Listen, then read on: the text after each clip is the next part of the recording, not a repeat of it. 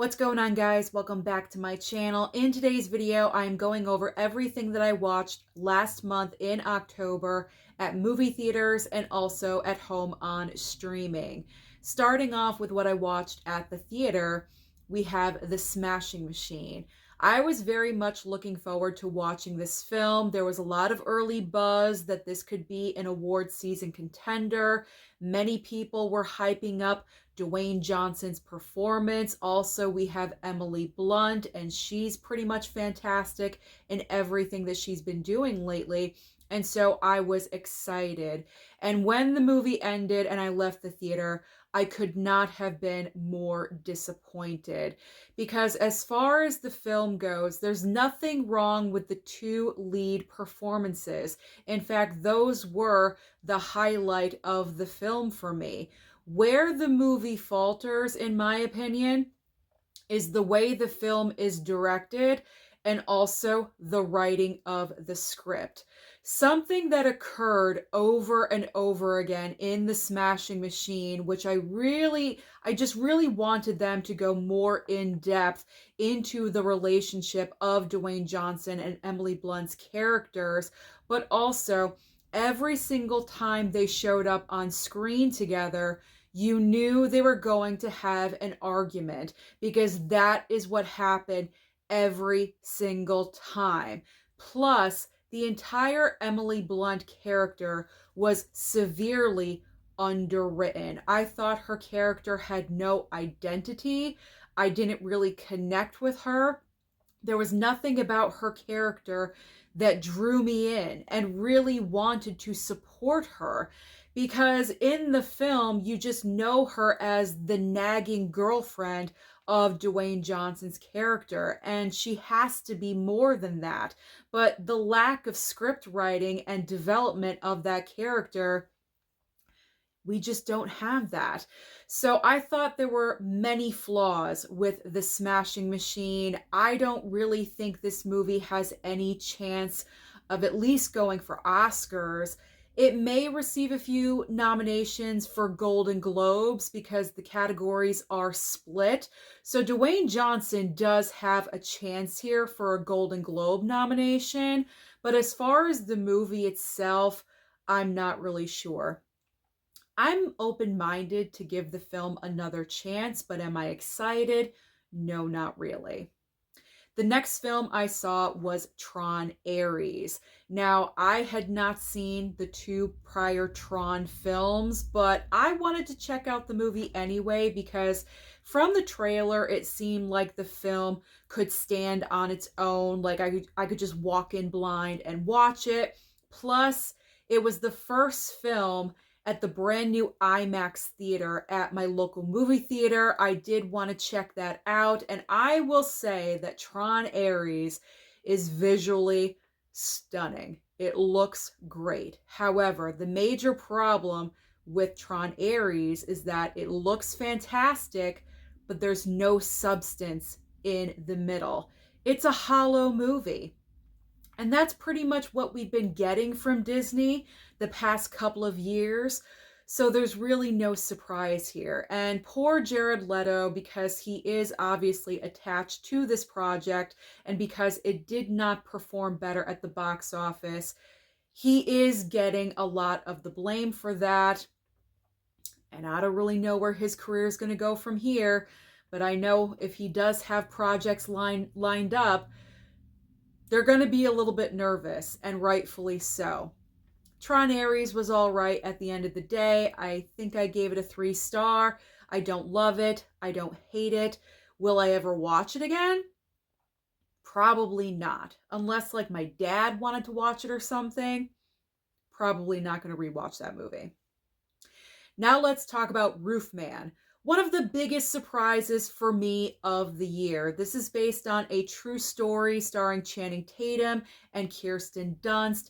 The biggest surprise walking out of Roofman, I was not expecting for the film to be that emotional and take you on such a ride of feelings, because from the trailer, it very much seems like more of a comedic film. And don't get me wrong, there are comedic moments in Roofman, But when you get to the second half of the movie, there is a romance happening between Channing Tatum and Kirsten Dunst's characters. And so therefore, in the second half of the film, because things are happening, their budding relationship is going to suffer.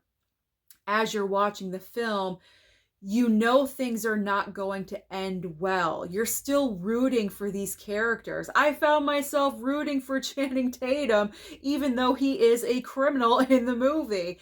And I want things to work out for him. But at the end of the day, you just know it's not going to. So you're kind of going in with this blind faith that something's going to work out. And of course, does it? No, it does not. But I absolutely loved Roofman, and I think it's such a shame that a film like this did not get hardly any attention at the box office. I think it made around $20 million domestically, and that's it. So please do me a favor. Once Roofman lands on streaming or PVOD, I'm not sure if it's available VOD right now, but if it is, check it out. It is so worth your time. After the Hunt. What a disappointment. I was hearing a lot of hype for After the Hunt, in particular Julia Roberts' performance. She has not been on the big screen in quite a long time. So for her to come back in this film, again, possible award season contender. There was a lot of chatter about this movie. And I feel like as soon as the movie premiered, all of that chatter quickly went away because this film, I did not really enjoy this movie either. The way the film is shot, some of the choices that are made by Luca Guadagnino, I cannot help but question. Julia Roberts' performance, without a doubt, is the best part of this film. But even then, it's kind of not that great at the same time. Andrew Garfield is okay, all right. Ayo Edebiri, she was okay. I honestly felt like she was a little bit miscast. And then you have Chloe Sevigny, who is so amazing, and I feel like her character really did nothing for the movie. She's kind of just a vehicle for Julia Roberts' character in the film. And she doesn't really have any like driving force for her character in the film. She's clearly a supporting character for other characters to use to move throughout the film. Do you understand what I'm saying? So for me personally, After the Hunt was a letdown. I expected a heck of a lot more considering who the director is and who the actors are, and I was just completely disappointed in this film as well. Now let's talk about Black Phone 2. Black Phone 2, I need to re-watch. I had a horrible movie theater experience. I was sitting at one end of my row and all the way down on the other end, there was no one in between, but on the opposite end of my row, there was a family of 4, 2 kids talking, laughing. I don't know what's to laugh at because it's a horror film. There's nothing funny about this. Laughing and the entire time. And were the parents really doing anything about it? No, they were not. So that was a major distraction for me. So my entire experience was tainted because of that. So my initial feelings about Black Phone 2 are not really that fair. I gave it a 2-star on my Letterboxd because I cannot fairly judge the film until I watch it again. So I gave it a 2 for now, but it does have the potential to go up. But what I really liked about Black Phone 2, I liked the entire nightmare aspect because it reminded me heavily of Nightmare on Elm Street from the trailer when I was watching it. So I did like that whole aspect to it. And then we have a completely different setting in the cold, in the woods, in the mountains, whatever, with snow and ice. So I liked that visual. And I also enjoyed switching the focus from the brother, Mason Thames' character, to the sister. Black Phone 2 focuses more on the sister in the film. She becomes really the main character of the movie. And I kind of like that. I didn't mind it. You would think that if we're not following the same kid, that would bother me. But no, I actually like that switch up. So it's not like I completely hated this movie. I did not. I just wanted a better experience. And of course, Ethan Hawke as the grabber is always going to be the highlight. He is incredible as this character. So Black Phone 2, potential to improve. Now let's talk about Good Fortune and how much I loved this movie. Good Fortune is another fantastic film this year, getting severely overlooked. It's kind of like a cross between Trading Places. Hold on, my mouth did not want to work. It's a cross between Trading Places, there we go, and It's a Wonderful Life. You have Aziz Ansari, who is the star of the movie, but he also wrote and directed the film as well. And he's playing a guy that is so down on his luck that he really is considering kind of just giving up entirely. Like, he's working hard and he is trying to make it as best as possible, but he just cannot do it. Keanu Reeves plays an angel, his angel. And so because he sees Aziz Ansari so down on his luck, he decides to kind of go outside the bounds of what he's supposed to do, and he switches the lives of Aziz Ansari and Seth Rogen. Seth Rogen plays a multi-millionaire many times over. He's like a techie, a tech bro person, and he has the life. It's very easy. And so they do that switch, and the rest of the movie happens. I don't want to, spoil. That's like all in the trailer, so I'm not spoiling anything. I thought this movie was so funny. I went in with minimal expectations, and I was hardcore laughing during the entire film. I was actually surprised. I went during the week, and did I go on a holiday or something? I don't think so, but my theater was almost sold out. Like, all these people wanted to see Good Fortune on the same day. The theater experience was great. We were all laughing at the same moments. It clicked for us at the same time, which is great. And it was a wonderful, great, good time. I cannot wait to watch this movie again, and I want to own it because it was just so good. One of the hidden gems from this past year. So again, same with Roofman, same with Caught Stealing, all these movies that are so good that no one is watching in the theater. Check out Good Fortune. It is funny. I enjoyed it. Shelby Oaks. Let's now focus on Shelby Oaks. I did a separate movie review about Shelby Oaks in case you guys are interested in checking that out. It was all right. Considering this movie obviously came from Chris Stuckman, who has been a movie reviewer here on YouTube for a very long time, I expected a little bit more.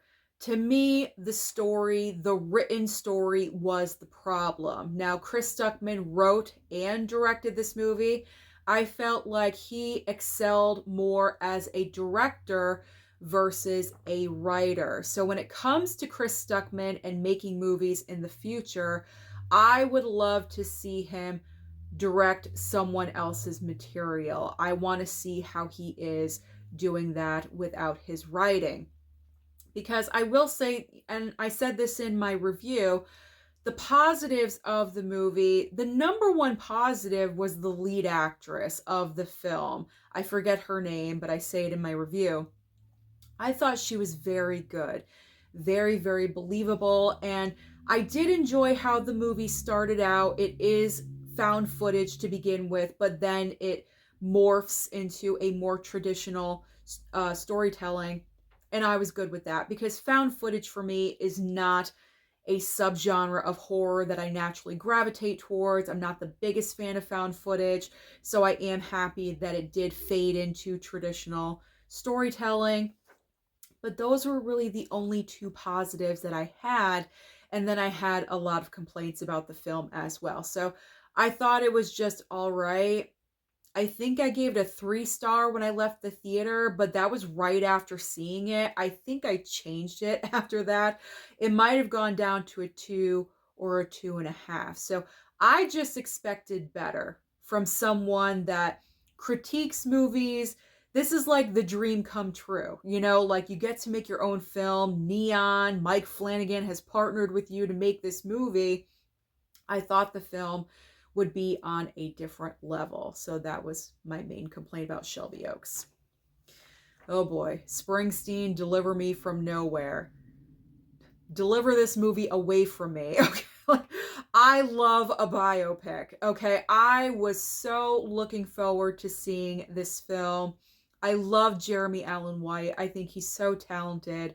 But the overall vibe of Springsteen, Deliver Me From Nowhere, is bland, boring, and depressing. I know it focuses in on a certain time frame of Springsteen's life where he was dealing with a lot emotionally, mentally. He wanted to create an album where he didn't have to worry about going on tour and promoting it. He just wanted to put out some music, and that is it. And he does have, some people fighting with him about the sound that he wants to use, but at the same time, he's going through so many emotional moments from his past. His father was a big pile of garbage, and of course, trauma from the past. It got to the point where I wanted to scream at the screen, get the F over it, because I feel like I was being pounded in the back of my head. Depression, depression, depression. I was getting depressed just sitting there for 2 hours and watching this movie. That is not how I want to feel, because some people would say, well, you know what you're going into. I did not know what I was going into. I did not watch the trailer for Springsteen, Deliver Me From Nowhere. I don't know why. I just didn't see it. But I figure it's a biopic. I like Bruce Springsteen, so I'm going to go and check it out. So I was going to see this movie regardless. But I feel like with the pictures of the marketing and advertising, you have, a picture of Bruce Springsteen in concert singing a song right here.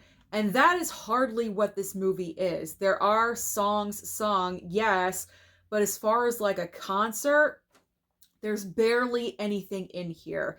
Yes, Bruce or Jeremy Allen White is on stage performing in a club a couple of times. There's really only one moment where he's in a concert setting with his band, and that's pretty early on in the film. You have this entire romance, sub-storyline that goes absolutely nowhere, that I just did not care for. I feel like that was just tacked on last minute. There's a lot of problems with Springsteen, Deliver Me From Nowhere.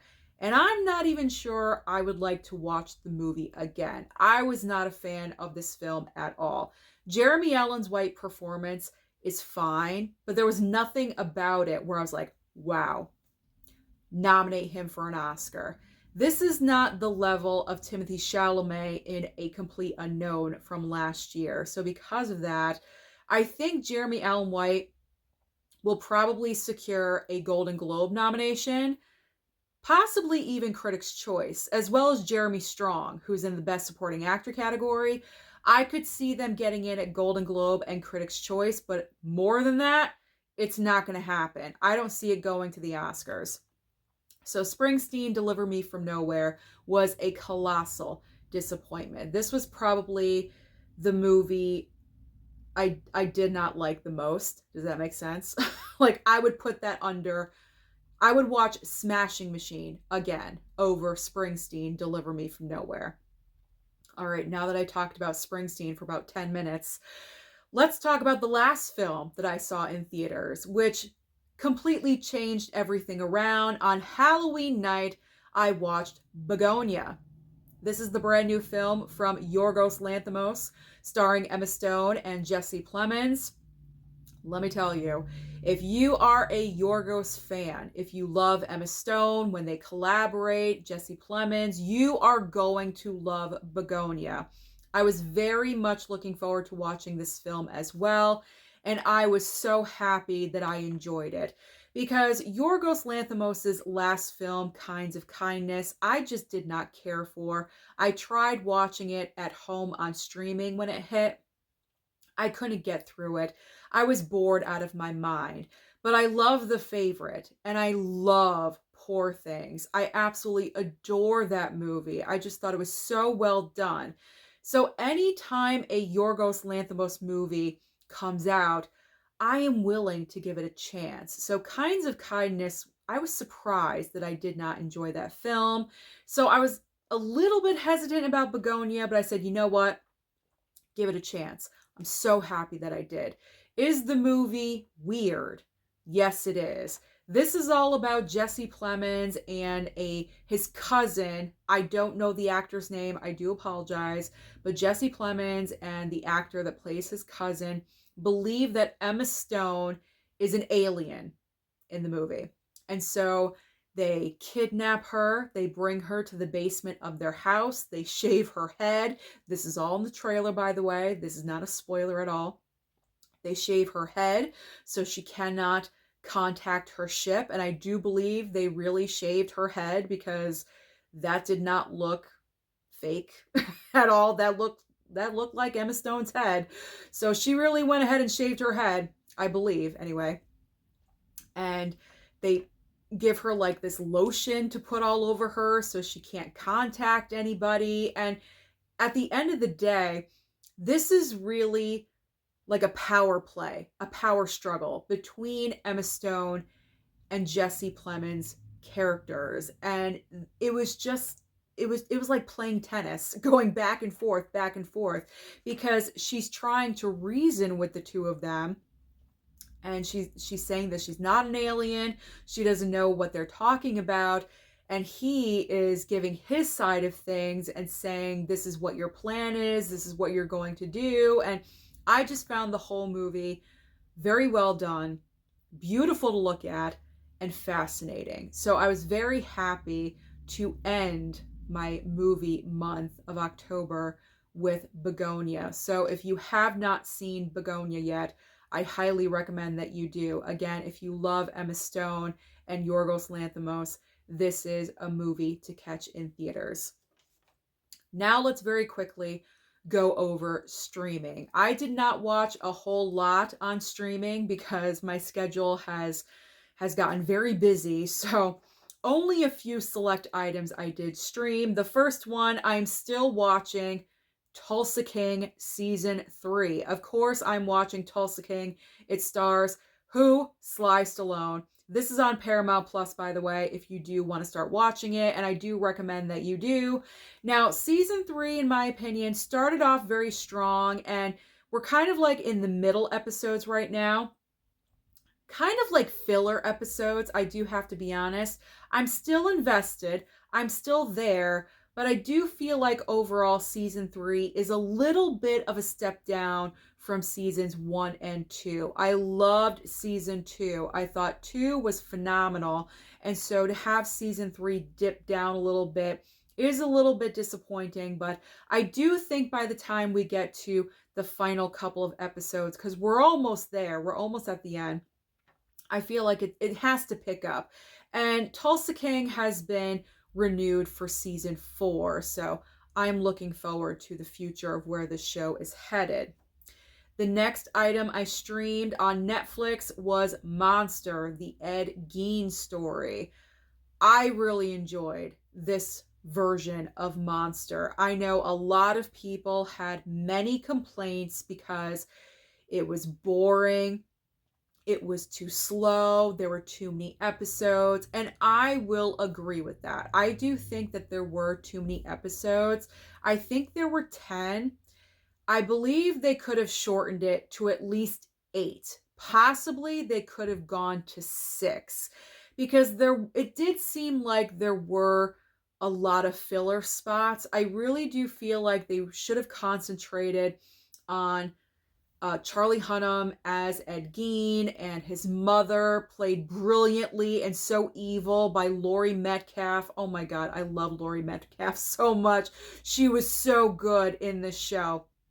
Even when her character is not there, you feel her. You feel her presence in the show the entire time. That's how good she was. So I do believe they could have shortened the episodes just a little bit. And some people were complaining that it was going back and forth too much between the psycho elements in Texas Chainsaw and also Silence of the Lambs at the end. But that was really showing how influential this serial killer was on pop culture. I mean, it is kind of phenomenal when you think about it. So I really enjoyed Ed Gein, and I thought Charlie Hunnam did an incredible job. I mean, where he had to go mentally to prepare to act as this character, I mean, that's difficult because when Evan Peters took on Dahmer, I know he mentally went through a huge challenge to play that real life person. And so I'm sure Charlie Hunnam absolutely went through the same process. I'm looking forward to future installments of Monster. I really do wish they would focus in on Eileen Wuornos. Can I put my vote out there right now? Can she be the next one, please? Maybe the following. I know the next one coming up is Lizzie Borden. I'm not really sure how exciting that installment is going to be, but let's kick it into high gear. Let's get Ted Bundy or Eileen Wuornos, and I think Monster would again be at the top of its game at the level of Dahmer. But I enjoyed the Ed Gein story. I thought it was well done. Now, next up on the list, I streamed 28 Years Later. I just wanted to rewatch it because when I saw it in the theater, I gotta be honest, I wasn't too thrilled with it, so I wanted to give it a second chance. I did pretty much feel the same exact way as I did in the theater. It was all right. So I don't have huge expectations for the third installment coming out in January, the dumping ground for movies. So we'll see what happens with the Bone Temple at the box office. I also rewatched I Know What You Did Last Summer, also on Netflix. I'm sure a lot of you are surprised after my review about the film and my spoiler review about the film. But you know what? I always like to give movies a second chance. Even films I really, really dog on, I will watch again, just in case. You never know. And all I gotta say is, because my mom watched it with me, and when it was done and over, and I looked over at my mom, and I said, "Mom, what'd you think?" All she said was, "Wow, that sucked." And she didn't even clap. That's all you guys need to know. If Mama Blu-ray says that a movie sucks, it sucks. That is the stamp, the seal of approval. So my feelings about I Know What You Did Last Summer did not change either.